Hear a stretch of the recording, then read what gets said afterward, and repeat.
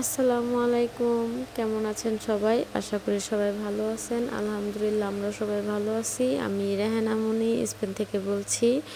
আজকের ব্লগটা শুরু করছি হচ্ছে দোকান থেকে। তো সকালবেলা ঘুম থেকে উঠছি, ওঠার পরে নাস্তা করে বাচ্চাদেরকে ফ্রেশ করিয়ে এখন চলে আসছি হচ্ছে দোকানে। তো এখান থেকে যাব হচ্ছে হাসপাতালে।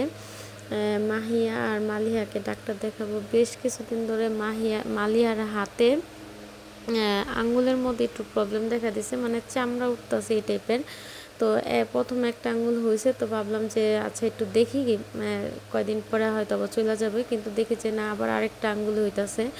তো এটা এরকম করতে করতে দুই হাতে দুই আঙ্গুলে বা পায়ের মধ্যে পায়ের আঙ্গুলও ছড়াই গেছে। তো এই জন্য আর কি তোর বাবা বলতেছে যে আজকে নিয়ে আসো, আজকে চলো যাই। আর এখন হচ্ছে যেহেতু সামার টাইম, হাসপাতালে তেমন ডাক্তার পাওয়া যায় না, যে সিরিয়ালও পাওয়া যায় না। সিরিয়াল দিতে গেলেও হচ্ছে 4-5 দিন বা 15 দিন পরে সিরিয়াল, তাও টাইম মতন পাওয়া যায় না, মানে আমাদের যে সুবিধা ওই সুবিধা মতন পাওয়া যায় না। তো আজকে ভাবলাম যে না, একবারেই চলে যাব ওইখান থেকে ইমার্জেন্সি সিরিয়াল নিয়ে, তারপরে হচ্ছে ডাক্তার দেখাবো। তো যাই হোক, এখানে হচ্ছে আমি আর ওর বাবা ডাক্তার দেখাতে অলরেডি হাসপাতালে চলে আসছি। কিন্তু এখানে হাসপাতালে আসলে কি হবে, ডাক্তার দেখাতে পারি নাই, সিরিয়াল নিয়ে ডাক্তার দেখাতে হবে। ডাক্তার এখন নাই, ডাক্তার নাকি বাইরে গেছে, আসবে হচ্ছে দুপুরের পরে, মানে 4টার দিকে। তো এখন বাজে হচ্ছে দুপুর 12:30 না যেন 1টা বাজে। তো সিরিয়াল নিয়ে 4টা 15-তে সিরিয়াল দিছে, তো ওইটা করে হচ্ছে আমরা আবার চলে আসলাম সুপার মার্কেটে। তো ওর বাবা বলতেছে যেহেতু সময় আছে, তো চলো একটু ওদের খাবার টাবার কিনে নিয়ে আসি। তো এখন আসছি হচ্ছে সুপার মার্কেটে। তো কেনাকাটা শেষ করে যাব হচ্ছে বাসায়। অলরেডি বাসায় চলে আসছি। বাসায় আসার পরে বসাই দিছি হচ্ছে ভাত আর হচ্ছে এটাকে কি বলে, আলু সিদ্ধ, আর সাথে 2টা ডিম দিছিলাম। তো দুপুরে ভর্তা দিয়ে ভাত খাবো, তো ওই জন্য আর কি আলু সিদ্ধ বসাইছি। তো এখানে একটু শেয়ার করতেছিল মাহিমে, আমাকে বলতেছে যে আম্মু তুমি একটু ভিডিও করো, আমি একটু এগুলা বের করি। তো আমি বললাম যে ঠিক আছে, তা তুমি বের করো, আমি ভিডিও করে দিই। আর ওদেরকে পাশে দিছিলাম হচ্ছে তরমুজ কাইটা। তো মালিহা এখানে তরমুজ না খায়, ও খাচ্ছে হচ্ছে চুইংগাম। মেয়েটা অনেক দুষ্ট, একদমই খাইতে চায় না, খাওয়া দাওয়া একদম অনীহা, কিন্তু চুইংগাম চকলেট এগুলা খুব তার পছন্দ। আর বাচ্চাদের সকালে যেহেতু এখন স্কুল বন্ধ, তো একটু টুকটাক খাবার টাবার তো লাগেই রেগুলার। তো এই জন্য আর কি ওরা সবচেয়ে বেশি পছন্দ করে হচ্ছে সেরিয়ালেক্স বা কেক, এই টাইপের খাবারগুলো খুবই পছন্দ করে। তো ওদের পছন্দ মাথায় রেখে মোতাবেকই ওদের জন্য সেরিয়ালেক্স, জুস, বিস্কিট এগুলো নিয়ে আসছি। আর আমি তো বিকালবেলা দেখা যায় খাবার টাবার, দুপুরে ভাত, রাত্রে পাস্তা বা যেটা হেলদি খাবার ওটা ওদেরকে খাওয়াই যতটুকু দরকার। তো যাই হোক, ওরা এটা সকালবেলা খাচ্ছে। আর ওই যে মাহিয়া পিছনে বসে তরমুজ খাইতেছে, ওর দাঁতে একটু ব্যথা। ওর মেনলি দাঁতে একটা দাঁত কালো হয়ে গেছে, এখন এটা পোকা না কি হয়েছে আমি বুঝতেছি না। তো এটার জন্য ডাক্তার দেখাতে যাব। তো আমাকে বলতেছে যে আম্মা আমার দাঁতটা ব্যথা করতেছে।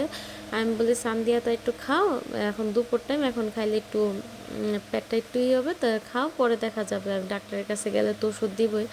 আর এদিকে হচ্ছে দোকানে একটা নুডলস আসছে, তো চাইনিজ নুডলস। তো এটা আবার হচ্ছে মাহি মেয়ে খুব পছন্দ করে, নতুন আসছে তো বলতেছে যে আম্মা আমি এটা একটু ট্রাই করতে চাই। তো ঠিক আছে, ওর বাবা দিয়ে দিল। তো বাসায় এসে হচ্ছে ট্রাই করবো। এই যে এখানে সিদ্ধ করে দিছে, ও গরমের জন্য খাইতে পারতেছে না, দেখেন টেস্ট করতেছে, মানে টেস্ট করে বলতেছে যে কেমন যেন লাগতেছে, এটার ফ্লেভারটা যেন কীরকম। কিন্তু পরে যখন পুরোটা মুখে দেয়া খাইছে, তখন বলতেছে যে না আম্মু এটা আসলে অনেক মজা। তো যাই হোক, এখানে হচ্ছে আমিও মানে একটু ট্রাই করে দেখছি কেমন লাগে। মোটামুটি ভালোই, খারাপ না, খাওয়া যায় খিদা লাগলে, মানে পেট ভরার জন্য এটা খাইলে ঠিক আছে। আর আজকে আমার সাথে দুইটা এত খারাপ একটা ঘটনা ঘটছে, মানে এটা দেখলে আপনারাও একটু মানে একটু হলেও মনটা খারাপ করবেন যে কেন এটা এরকম হইলো। মানে এটা খুবই দুঃখজনক একটা ব্যাপার, মানে কেন এরকম হয়েছে এটা বললে না বুঝাইতে পারবো না। তো এখানে হচ্ছে যেহেতু সকালবেলা ঘুম থেকে উঠছি, রান্না বান্না করি নাই, আয়সা তো ভাত আর হচ্ছে আলু সিদ্ধ বসাই দিছি, দেখতেই পারছেন। তো আমি একটু টুকটাক কাজও করতেছিলাম, কেন ঘরটারও গুছানো হয় নাই। তো আমি ভাবতেছি কি ভাতটা বসাইয়া আমি ঘরগুলা গুছাই ফেলাই। তো ঘর গোছাতে যে আমার এখান দিয়ে হচ্ছে একদম মন ভুলা, মানে আমি সব কিছু ভুইলা গেছি, আর ভুইলা যাওয়ার কারণে আমার সাথে বিশাল বড় একটা ক্ষতি হয়ে গেছে। এর সাথে যদি একটু চিকেন, তারপরে একটু কিছু অ্যাড করা যায় তাহলে খাইতে যেরকম আরও বেশি একটু মজা লাগবো। ও মাই গড, কত লম্বা হয়েছে! ও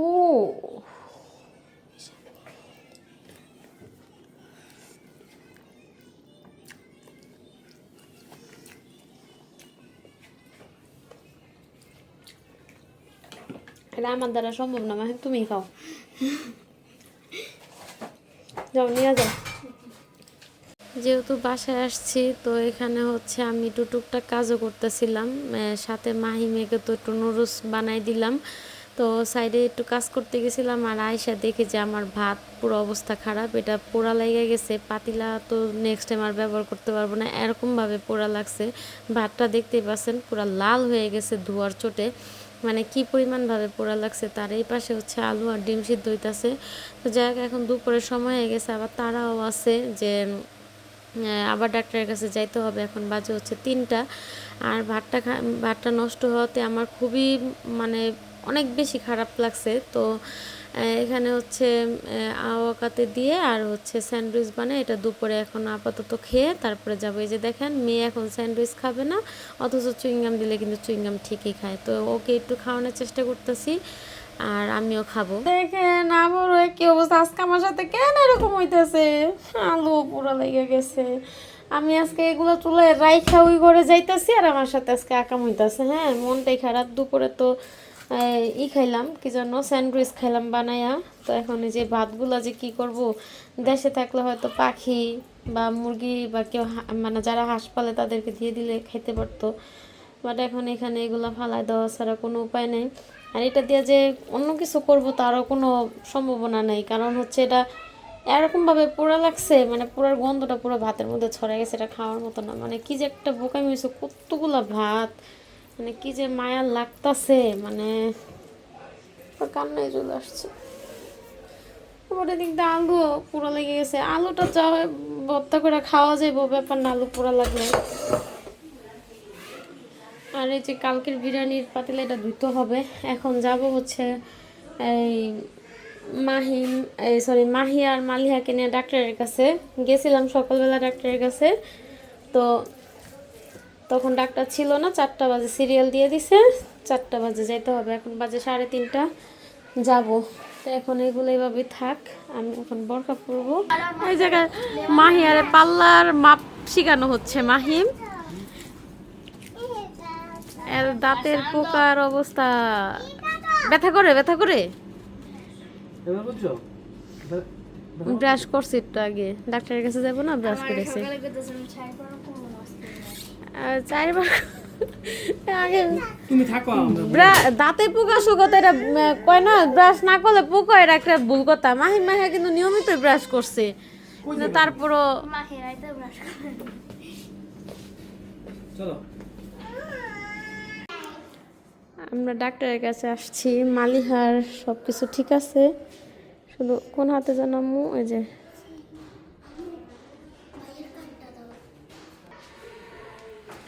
মালিহার আঙ্গুলের মধ্যে যেন চামড়া উঠতেছে, জন্য দেখাইলাম। এই যে দিছে ওষুধ, মালিহাকে ওষুধ দিয়ে দিছে, এটা 15 দিন হাতে দিতে বলছে। যদি 15 দিনে না সারে তাহলে আবার নেক্সট টাইম আবার আসতে হবে। আর মাহিয়াকে দাঁতের ডেন্টিস্টের কাছে সিরিয়াল দিয়ে দিছে 22 তারিখে। তো এর মধ্যে যদি ওর দাঁত ব্যথা করে বা কোনো বেশি হয় তাহলে ইমার্জেন্সি যাইতে বলছে। তো যাই হোক, এখন মাহিয়াকে নিয়ে 22 তারিখের অপেক্ষা করতেছি। 22 তারিখ সকাল 10টা বাজে সিরিয়াল। তো ওই দিন গেলে বোঝা যাবে যে ওর দাঁতে কি প্রবলেম হয়েছে বা কী আসে বিষয়। তো এখন হচ্ছে আমরা মাহিয়াকে নিয়ে ওর বাবা ভিতরে, আর মালিয়াকে একটু ভয় পাইতেছিল, তোর জন্য আমি বাইরে বের হয়ে আসছি। তো এখন বাসায় চলে যাব। আজকে তো দেখতেই পারছেন সারাদিন আমার সাথে কতটা দুর্ঘটনা ঘটছে, ভাতগুলা নষ্ট হতে আমার খুবই খারাপ লাগছে। তো যাই হোক, এখন কিছু করার নাই, এটা রিজিকে ছিল না, তাই এরকম হয়েছে। তো আজকে এই পর্যন্তই। সবাই আমাদের জন্য দোয়া করবেন, ভালো থাকবেন, আল্লাহ হাফেজ।